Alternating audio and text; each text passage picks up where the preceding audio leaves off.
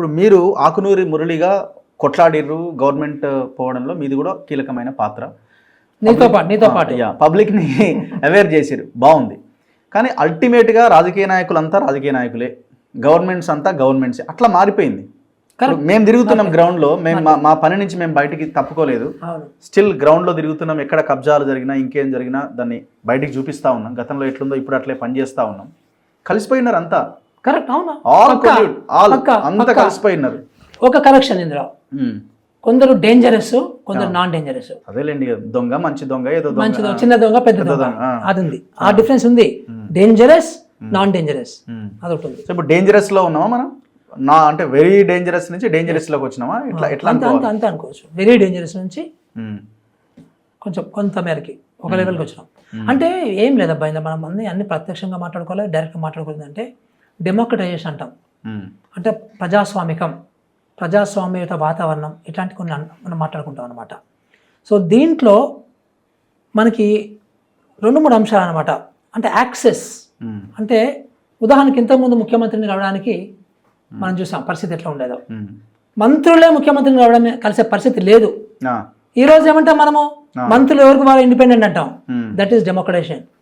For example, ఇంతకుముందు ఆఫీసర్లు ముఖ్యమంత్రిని కలిసే పరిస్థితి లేకుండే, ఈ రోజు ప్రతిరోజు ఆఫీసర్లు ముఖ్యమంత్రిని కలుస్తున్నారు. That is democratisation. అంటే నేను ఇప్పుడు ఏదో గొప్పలు జరుగుతున్నాను అన్నాను కానీ, బట్ డెమోక్రటైజేషన్ అయింది. సో అది చాలా క్లియర్ కనబడుతుంది. ఇప్పుడు నాలాంటి వాడికి 2 ఆప్షన్స్. నువ్వు చిన్న దొంగ కూడా కాకుండా నువ్వు ప్యూర్ ఒక మంచి సమాజాన్ని నిర్మించాలి అనేది ఒకటి ఉండొచ్చు.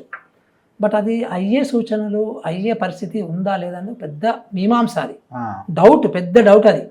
అది ఎంత కష్టపడ్డా కానీ అవుద్దా అనేది ఒక ఇష్యూ అయితే ఉండాలి. అది మనకు అందడం లేదు. చేయాల్సి వస్తే చేద్దాం కానీ అది వేరే విషయం. కానీ చెప్తున్నా నేను, అంత ఈజీ కాదు. సో ఇప్పుడు ఉన్న దాంట్లో ఆ ప్రమాదకరం అయిన పరిస్థితిని అడ్డుకోవడం అనేది ఒక ఆల్టర్నేటివ్. సో మీరు సాటిస్ఫైడా ఈ గవర్నమెంట్ 1 year పాలన? Not satisfied. ఎట్లా, ఏ విషయంలో? No, you should have done a lot on education. బాగా చేసి ఉండాల్సింది ఇప్పటికే. ఓకే. సో ప్రాధాన్యత ఇంకా ఎక్కువ ఇచ్చి ఉండాల్సింది ఉండే. సో ఇంకా ప్రాధాన్యత ఇస్తారా ఎవరు అనేది కూడా ఇంకా రేపు పొద్దున రాబోయే బడ్జెట్లో గదే 6%, 7% మళ్ళీ విద్య కోసం బడ్జెట్ కేటాయిస్తే ఆకునూరి మురళి గారు ఇంకొక స్టెప్ తీసుకునే అవకాశం ఉందా? ఆ స్టెప్ ఆకునూరి మురళి అనే కూడా ఒకటి తీసుకోడు. ఆకునూరి మురళి చుట్టూ ఉన్నటువంటి యాక్టివిస్టులు, ప్రొఫెసర్లు, ఒక బుద్ధిజీవులు ఉన్నారు. అందరం కూడా చేసి తీసుకుంటారు. నమ్మకం ఉందా? మీరు అన్న 15% బడ్జెట్ని విద్య కోసం, ఇంకో 15% నమ్మకం ఉందా లేదా అంటే డిమాండ్ అయితే చేస్తున్నారు అందరు కూడా. బట్ 15% ఇవ్వకపోవచ్చు కానీ మరి డెఫినెట్గా సిగ్నిఫికెంట్గా డబుల్ డిజిట్ రావాలి. రాకపోతే 12% అడిగినట్టున్నారు మీ పుస్తకంలో. లేదు 15%. అప్పుడు అవి చేయాలంటే ఎంత అవసరం అని అడిగారు అట్లా. కానీ బట్ 15% కాంగ్రెస్ మేనిఫెస్టోలో పెట్టారు. వాళ్ళు ఇవ్వాల్సిన బాధ్యత వాళ్ళ మీద ఉంది యాక్చువల్గా. సో ఇప్పుడు నేను ఇంకోటి అంటున్నా, బడ్జెట్ ఇవ్వడం ఒక ఎత్తు, ఖర్చు పెట్టడం ఒక ఎత్తు. ఇచ్చినంత మాత్రం ఖర్చు పెట్టడానికి గ్యారంటీ ఏం లేదు నీకు. సో ఖర్చు పెట్టడం ఇంపార్టెంట్. సో మంచి స్కూల్ నిర్మాణం చేయడం అనేది బాధ్యత తీసుకోవాలి. సో ఒక రెసిడెన్షియల్ స్కూలే కాదు, నాన్ రెసిడెన్షియల్ స్కూళ్ళు కూడా పెద్ద ఎత్తున చేయాలి. అన్ని గ్రామాలకు సంబంధించిన విద్యార్థులకు మంచి చేయాలి. నాణ్యమైన విద్య ఇచ్చే ఉపాయం చేయాలి. ఈరోజు ఒక టీచరు 5 క్లాసులు చెప్పే పద్ధతి ఉంది, చెత్త పద్ధతి ఉంది. ఒకటే క్లాస్ రూమ్లో 5 తరగతులను కూర్చోబెట్టడం చెత్త పద్ధతి ఉంది.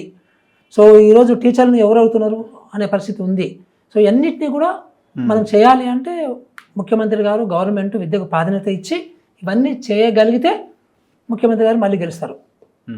ఇంకొకటి, ఇప్పుడు మీరు రైతు బంధు మీద ప్రతి సమావేశంలో మాట్లాడుతూ వచ్చేవాళ్ళు, 600 కోట్లని మెన్షన్ చేస్తూ వచ్చేవాళ్ళు. ప్రతి సంవత్సరం ఇన్ని 100 కోట్ల రూపాయలు దుర్వినియోగం అవుతున్నాయి అని. మొత్తం 28,000 కోట్ల రూపాయలు, 73,000 కోట్ల రూపాయలు ఇచ్చిన దాంట్లో 28,000 కోట్ల రూపాయలు రైతులు కాని వాళ్ళకి కేసీఆర్ ఇచ్చిండు. సో ఇప్పుడు యాజ్ డిస్ గానే ఉంది, చేంజ్ అయినట్టు అనిపిస్తుందా? ఏమో సర్వే చేస్తున్నారు కదా ఇప్పుడు. సో సర్వే చేసుకుంటూ పడవబడ్డ భూములకి, రాళ్ళు రప్పలకి, పెట్రోల్ బంకులకి, ఫామ్ హౌస్లకి ఇవ్వద్దని చెప్పి సర్వే చేస్తున్నారు కదా. కానీ కట్ ఆఫ్ అయితే ఏం లేదు, మరి అది కూడా ఆలోచించాలి కదా. అంటే ఎన్ని ఎకరాలకైనా ఇస్తామంటున్నారు సాగు చేస్తే, మరి ఎన్ని ఎకరాలకంటే ఫస్ట్ 5 ఎకరాలకు, ఫస్ట్ 10 ఎకరాలకు ఇవ్వాలన్నా అనేది ఆలోచన చేస్తున్నారు. సో అంటే సర్టెన్ పొలిటికల్ డెసిషన్స్ ఉంటాయి అబ్బా. ఇప్పుడు మనము ఉదాహరణకి నీ ఆలోచన విధానము, మురళి ఆలోచన విధానం ప్రకారం జరుగుతుందని మనం ఊహించగలమా? కదా, ఇంపాసిబుల్ కదా. అది కాంగ్రెస్ ఒకలాగా పరిపాలిస్తుంది, బీఆర్ఎస్ ఒకలాగా పరిపాలిస్తుంది. సో మాలాంటి ఏంటంటే ఇప్పుడు అందరికీ, ఇప్పుడు హరిగోపాల్ గారు కూడా మరి బీఆర్ఎస్ ఓడిపోతే ఎందుకు ఆయన హ్యాపీ ఫీల్ అయ్యిండు, ఎంతో కొంత డెమోక్రటైజేషన్ అవుతుందని కదా. So situation wait and see చూడాలి కదా మనమంతా కూడా. ఇంకా ఎలక్షన్ చాలా రోజులు ఉంది మనకి. డెమోక్రటైజేషన్ మంత్రులు కలుస్తున్నారా మిమ్మల్ని? ముఖ్యమంత్రి కలుస్తున్నారా? కలుస్తున్నాం మేము అప్పుడప్పుడు కలుస్తున్నాము. కానీ బట్ ఇంతవరకు ఒక స్ట్రాంగ్ మీటింగ్ విద్య మీద మాత్రం జరగలేదు. ఇంతవరకు జరగలేదు. We are waiting for that. ఇంత ఓపెన్గా ఎట్లా చెప్తున్నారు విద్యా కమిషన్ చైర్మన్గా? నేను ఇంతకుముందు బీఆర్ఎస్ ముఖ్యమంత్రి, పాత ముఖ్యమంత్రి ఒక్క నిమిషం కూడా విద్య మీద మీటింగ్ పెట్టలేదు అని నేను ఎన్నిసార్లు చెప్పాను? 100 సార్లు చెప్పాను కదా. నేను అంత ఫ్రాంక్గా చెప్తాను కదా, ఇప్పుడు కూడా ఫ్రాంక్గా చెప్తున్నాను. ఇంతవరకు మీతో విద్యా కమిషన్ బట్ విద్య మీద మీటింగ్లు అయినాయి, చాలా మీటింగ్లు అయినాయి. వైస్ ఛాన్సలర్తో కూర్చున్నారు, వైస్ ఛాన్సలర్ అపాయింట్మెంట్ జరిగింది, తర్వాత ప్రిన్సిపల్ సెక్రటరీతో విద్యతో చాలాసార్లు కూర్చున్నారు, కమిషనర్ డైరెక్టర్ స్కూల్ ఎడ్యుకేషన్తో చాలాసార్లు కూర్చున్నారు. సో కంపారిజన్ చేస్తే చాలా బెటర్ కదా డెఫినెట్గా. సో మీ కమిషన్తో అయితే ఇంతవరకు ప్రోగ్రెస్ ఏంటి అన్న దాని మీద జరగలేదు. 4 monthsలో ఇంతవరకు ఒక్కటి కూడా జరగలేదు. But we are waiting for him because ఈ లోపల మేము మా పని మేము చేసుకున్నాం కదా, మేము రెడీ అయినాం, రిపోర్ట్స్తో రెడీ అయినాము. సో మేబీ థింక్ నెక్స్ట్ వీక్లో ఉండొచ్చు. సో ఇప్పుడు ప్రైవేట్ స్కూళ్ళ మీద కూడా ఉంటుందా మీ నిఘా? నిఘా మీన్స్ రిపోర్ట్ ఇవ్వడం, సూసైడ్స్ విపరీతమైన మేము చట్టం తయారు చేస్తున్నాము ఈ ప్రైవేట్ స్కూల్స్ సంబంధించి. సో ఆ చట్టం సంబంధించి డ్రాఫ్ట్ చట్టం అది కూడా సో గవర్నమెంట్కి ఇస్తాం, అది వాళ్ళు ఏమైనా చేసుకోవచ్చు, దాని తర్వాత మార్చుకోవచ్చు.